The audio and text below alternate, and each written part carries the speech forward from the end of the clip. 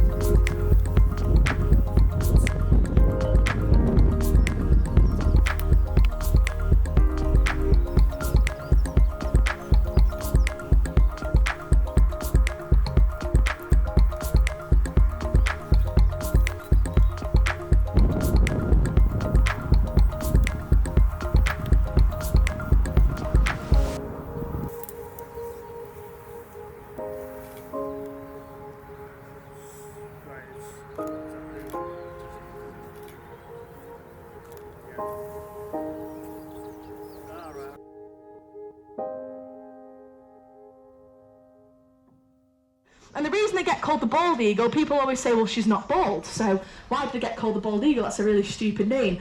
The word bald does actually mean white-headed, and it also, if anyone's ever seen your jury programmes with the kind of your court dramas, they wear those kind of white wigs on their head, they're called a bald. So looks like she's wearing one of them, and therefore she gets called the American bald eagle.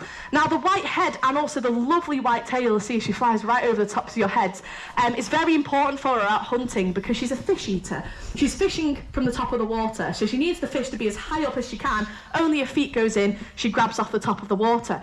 So what she has to do is confuse the fish, because fish aren't stupid. If you see a massive eagle flying towards you, you probably need to dive down or you're going to be dinner. See, they've got incredible eyesight. It's actually down to how their eyes are shaped as well, because we have eyeballs, they kind of have eyeballs, but the back is actually flattened, which acts like a magnifying glass, and therefore allows that 10 times better eyesight. Eyeballs. Gerald here's got eye cheese. Are we ready now? We're back in the room. We're doing a lovely flight across the audience here. That'd be amazing. Good lad. Nice and low. We're done now, mate. You know we beat you to this stuff. What's going on? So, we're finished.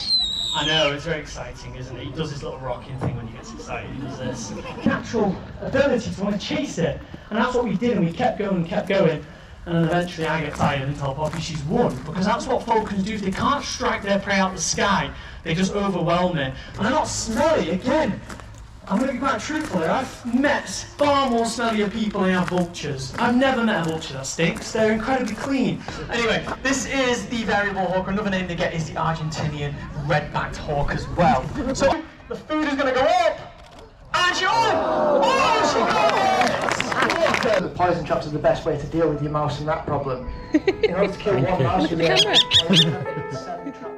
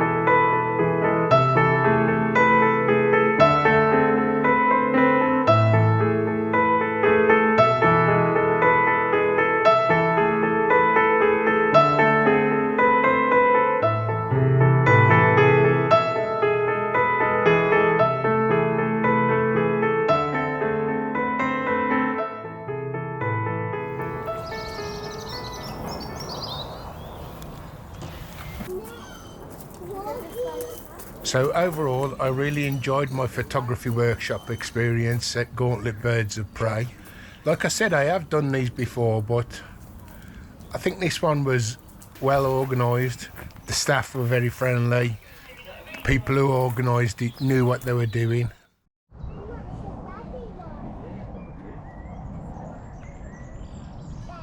Well, that's about it for the end of the video. Hope you've enjoyed what you've watched, and until next time, bye for now.